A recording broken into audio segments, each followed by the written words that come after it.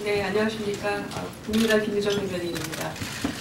오늘부터 손학규 전 대표의 개혁 정책을 시리즈로 발표를 합니다. 그래서 개혁 정책의 전체적인 기조는 평민 만세입니다. 평범한 국민이 살만한 세상, 평민 만세를 기조로 했고요. 그래서 오늘은 그 첫 번째 시리즈입니다. 공공부문 개혁에 관한 내용인데요. 정부 만세입니다. 정부 개혁으로 공무원도 국민도 만족한 세상을 만들겠다. 이런 내용이고요. 그렇군요. 공정만세군요. 네. 먼저 손학규 전 대표께서 주요 골자 말씀해 주시고요. 유성엽 경선대책본부장께서 자세한 설명해 주시도록 하겠습니다.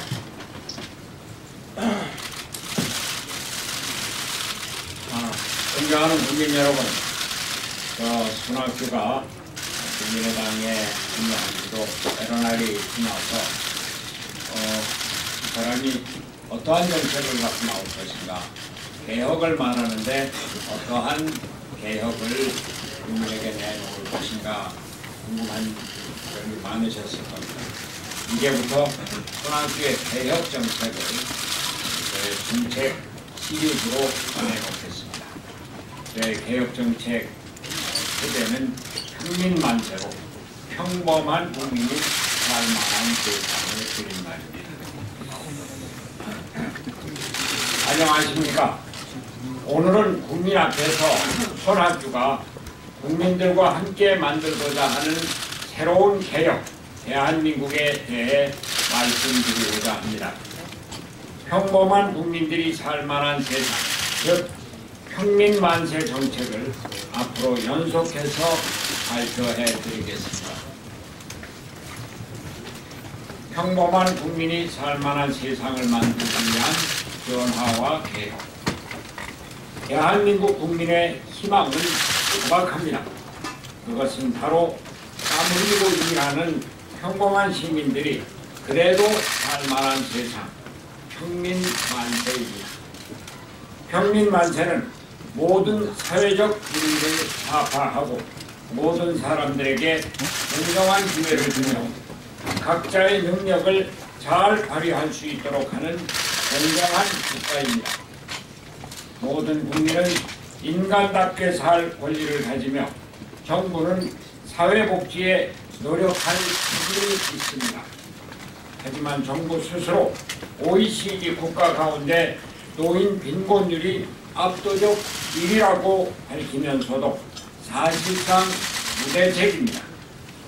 한 달 매출액 100만 원 미만인 자영업자들이 무려 20%를 넘는데도 정작 이들이 감당하기 힘든 폭등하는 시장 금리를 아랑곳하지 않고 있는 염치 없는 정부입니다.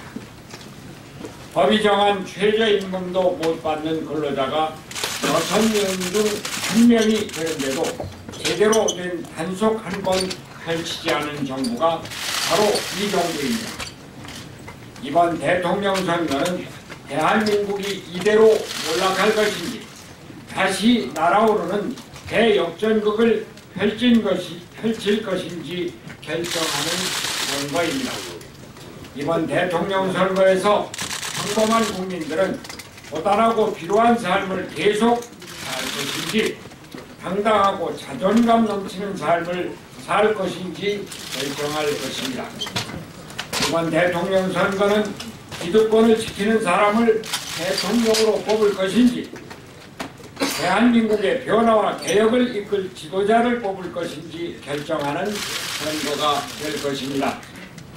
반칙과 특권, 양극화와 불평등 심화로 하루하루 숨쉬기조차 힘든 국민들은 사회의 근본적 개혁을 요구하고 있습니다. 개혁은 나중으로 미룰 과제가 아닙니다. 지금 개혁하지 않으면 우리 모두는 희망의 끈을 놓치게 됩니다. 도도한 변화의 물결에 적응하지 못하고 몰락할 수 있습니다.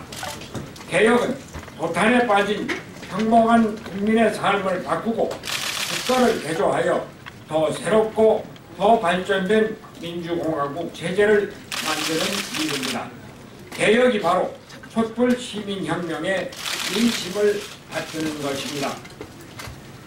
온갖 위기에 빠진 대한민국을 바로잡아 함께 잘 사는 나라, 정의로운 대한민국 공동체를 만드는 것, 무너져가는 국민주권의 국민공화국을 다시 일으켜 세우는 것이 개혁의 목표가 되어야 합니다. 개혁과 변화의 주인공은 비정규직, 저임금 중소기업 근로자, 파견 근로자, 영세 자영업자, 중소상공인, 퇴직 후 재취업한 노인층, 경력 단절 여성, 실업자, 아르바이트 종사자, 청년 비취업자 등 우리 사회에서 가장 어려운 사람들, 평범한 국민들입니다. 대한민국의 변화와 개혁은 바로 이들을 위해서 필요합니다. 개혁은 재벌, 수구호수, 특권층도 아니고 기득권 증산층, 기득권 노조도 아닌 진짜 약자를 대변해야 합니다. 새로운 개혁정부는 이들의 억울함과 불공평을 해소하고 국민 전체가 다 함께 잘 살 수 있도록 해야 할 것입니다. 2. 정부와 공공부문 개혁이 사회 대개혁의 출발점. 정부 개혁은 개혁의 출발점이자 대전제입니다. 박근혜 최순실 게이트에서 확인되었듯이 정부 권력이 모든 기득권의 출발점입니다. 정부가 앞장서서 먼저 개혁하고 솔선수범해야 합니다. 정부가 변화해야 기업과 노동계에 호소하여 일자리를 나누고 임금 격차를 해소하는 개혁을 강구할 수 있습니다. 정부가 바뀌어야 여의도 정치가 국민의 삶을 풍요롭게 하는 정치로 바뀔 수 있습니다. 대한민국 공무원은 국민 전체에 대한 봉사자라고 하지만 눈앞의 공무원은 현대판 양반이고 오히려 국민이 모습이라는 비판의 목소리가 높습니다. 올해 공무원과 공공기관 임직원의 봉급이 대통령 선거라는 기회를 틈타서 또다시 경제 성장률 예상치 이상으로 인상되었습니다. 헌법상 공무원이 될 수 있는 권리는 누구에게나 열려 있습니다. 하지만 이것은 헌법상 규정일 뿐 현실에서는 많은 시간과 돈이 없으면 도전할 수 없습니다. 사실상 직업 선택의 자유가 없는 것입니다. 헌법 제11조에 규정된 사회적 신분에 의하여 차별을 받지 않을 권리 역시 꿈 같은 이야기일 뿐입니다. 정부 개혁으로부터 출발해 정치와 사회 전 분야의 개혁을 이루어내야 합니다. 소득 불평등 문제를 반드시 해결해야 할 것입니다. 정부의 가장 중요한 역할은 소득을 적정하게 분배해 불만이 터져나오지 않도록 하는 데 있습니다. 100명 가운데 10명이 소득 50을 가져가는 모습은 결코 건강한 사회가 아닙니다. 정부가 이를 방치해서도 안 됩니다. 정부는 경제 민주화를 통해 권력과 유착된 재벌의 횡포를 방지하고 중소기업을 육성하여 서로 조화롭게 경제활동을 할 수 있도록 조정자 역할을 해야 합니다. 대한민국이 채택하고 있는 자유민주주의와 공정한 시장경제 체제를 제대로 실시한다면 개인과 기업의 자유 및 창의를 최대한 존중하여 생산성을 크게 향상시킬 수 있습니다. 자유, 민주, 번영의 대한민국은 지역경제 육성을 통한 지역균형 발전을 통해 이루어집니다. 그것의 최종 목표는 연방자치 수준의 개헌이 될 것입니다. 3. 평민만세의 핵심 가치. 평민만세 정책의 핵심 가치는 다음과 같습니다. 평민만세는 시민주도의 자율경제, 자유, 민주, 번영의 시장경제를 추구합니다. 평민만세는 박정희 답습 관치경제와 공공부문을 확대하는 낭비경제를 단호히 반대합니다. 평민만세는 경제민주화를 통한 재벌개혁, 중소기업 강화, 일자리 창출, 중산층 복원을 목표로 합니다. 평민만세 4. 평민만세 시리즈.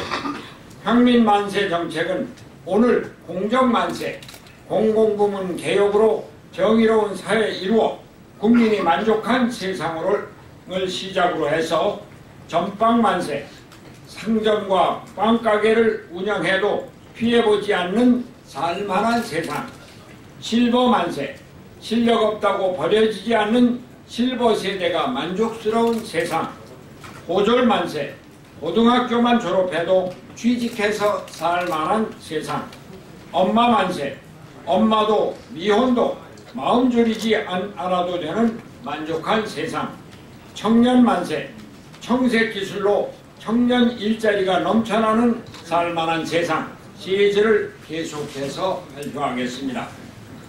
오늘의 주제인 공정만세에 대해서는 저희 총괄 본부장으로 어제부터 그저께부터 일하고 계시는 유성엽 국회 교육문화체육관광위원회 위원장께서 말씀해 주시겠습니다.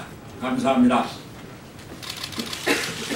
예, 방금 손학규 대표님으로부터 소개받은 유성엽 의원입니다. 우리 교육문화체육관광위원회가 이름이 하도 길어서 저도 그걸 잘 기억을 못할 정도로 상당히 어려운 과제입니다. 손학규 대표님께서 우리 평민만세 공약의 기조에 대해서 시간 여건상 그래도 상세하게 이렇게 설명을 드렸습니다만은 오늘 1차 발표 주제인 공정만세, 정부개혁에 대한 부분을 제가 구체적으로 말씀을 드리겠습니다. 정부와 공공부문 개혁의 목표는 한때 GDP 대비 48.8%까지 달했던 지나친 공공분야 지출을 30% 후반 내지 40% 초반 수준으로 억제를 목표로 하여 차츰 줄여나가자는 것입니다. 정부가 각종 협회 단체를 통해 독점 운영하는 공공서비스 중에서 고비용 비효율을 낳는 사업은 과감하게 민간, 중소기업이나 자영업자들이 되겠습니다. 민간에 개방하여 시민 경제의 활력을 높이겠습니다. 지나친 인건비 지출 축소와 불필요한 사업 축소 등 정부 개혁을 통해 5년간 총 100조 원의 예산을 마련하여 사회복지와 사회적 안전망에 대대적으로 투자하겠습니다. 구체적인 내용은 다음과 같습니다.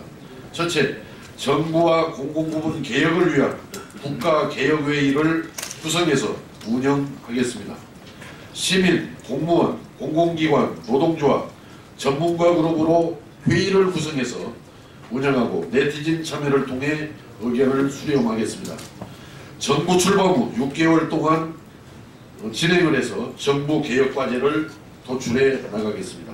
둘째, 공무원과 공공기관 퇴직자의 절반만 채용하는 방식으로 5년간 11만 명을 축소하는 정부 조직 다이어트를 실시하겠습니다. 셋째, 현행 19개 특별회계 가운데 특별히 필요한 경우가 아니라면 일반 회계로 전환하여 절반 수준으로 축소하겠습니다. 65개 기금은 되도록 특별회계로 전환하고 꼭 필요한 것은 통폐합하여 지금의 3분의 1 이하로 축소하겠습니다. 이를 통하여 재정 배분의 형평성과 효율성을 기대할 수 있을 것입니다. 넷째, 공공기관 지원 금액을 박근혜 정부 출범 직전인 2012년도 36조 9천억 수준으로 감축을 해서 2017년도 현재 52조 1천억 원 대비 연간 15조 2천억 원을 절감하겠습니다. 이는 연봉 5천만 원 직원으로 계산하면 30만 명분 인건비에 해당합니다. 다섯째, 법원이 관할하고 있는 법정관리 기업이나 산업은행 및 자산관리공사 등 정부 지경의 공공기관이 관리하고 있는 기타 관리기업의 전모를 조속하게 파악하고 하루빨리 정리하겠습니다. 특히 대우조선 해양과 같이 공적 자금이 투입되어 있으면서도 고액 연봉으로 국민들의 공분을 사는 일이 없도록 반드시 조치하겠습니다. 여섯째, 74개 중앙정부 공공기관이 재출연, 현재 출자 출연 금액은 41조 8천억 원으로 파악되고 있습니다만 재출자 재출연한 560개 기관에 대한 일제 조사를 실시해서 불필요한 경우에는 매각 또는 자립을 유도해 나가도록 하겠습니다.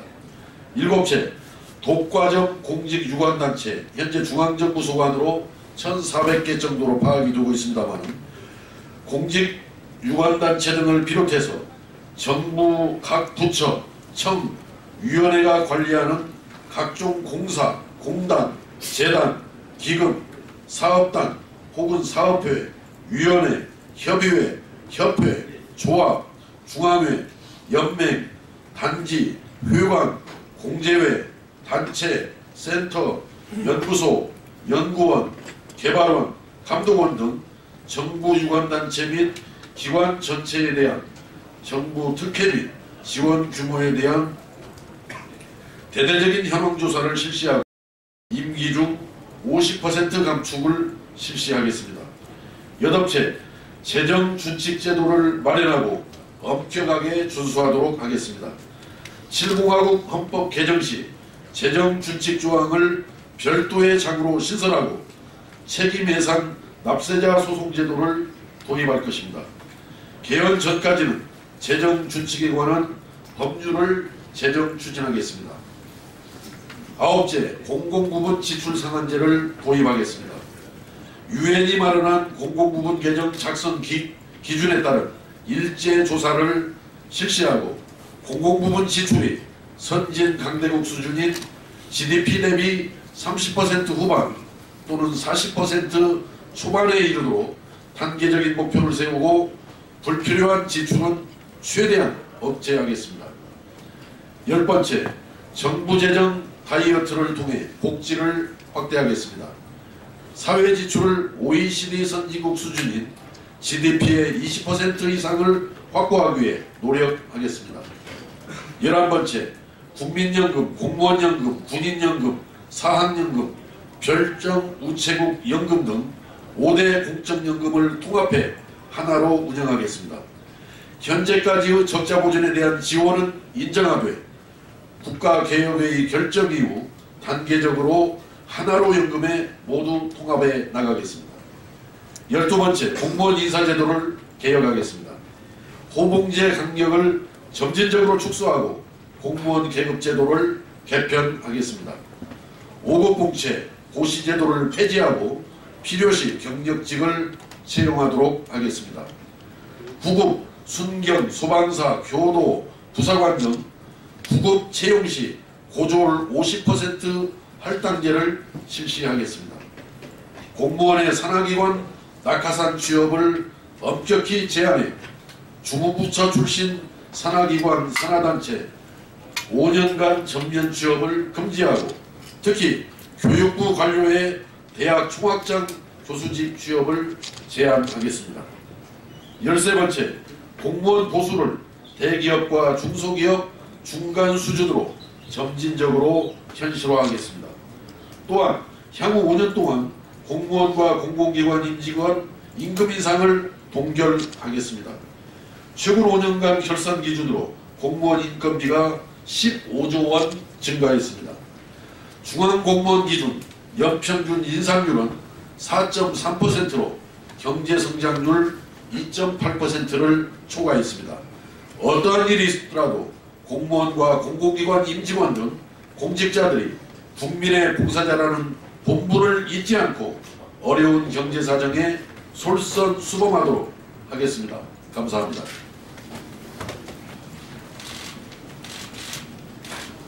네, 감사합니다.